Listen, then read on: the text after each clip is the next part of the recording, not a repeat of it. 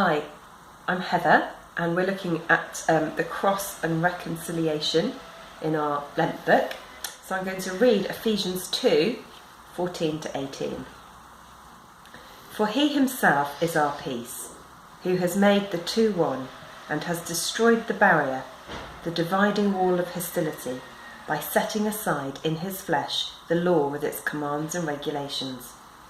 His purpose was to create in himself one new humanity out of the two, thus making peace, and in one body to reconcile both of them to God through the cross, by which he put to death their hostility.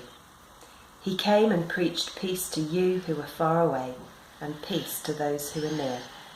For through him we both have access to the Father by one Spirit. Now, when this was written, there were lots of divisions in first century Roman Empire.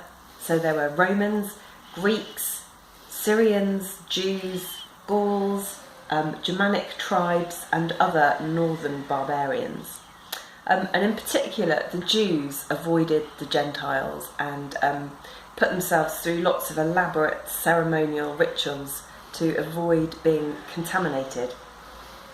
But the resurrection meant that all peoples could be reconciled and restored in relationship with God. I'm going to read what Graham Tomlin says about that, because he puts it much better than me. When Christ submitted himself to death on the cross, it's as if he, as a representative of the human race, had taken all of that old, weary, conflict-ridden existence, with the inevitability of constant friction and strife, and plunged it into the cold tomb.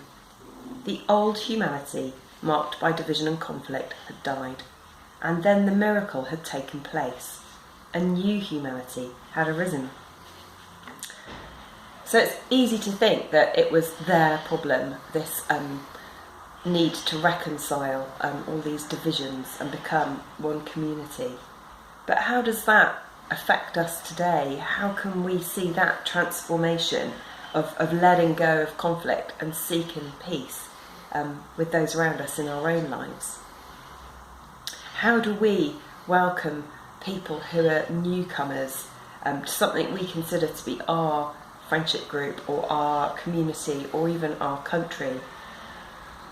And that's one of the miracles of the resurrection, that God's spirit of peace is living inside each one of us, helping us to be reconciled to those around us.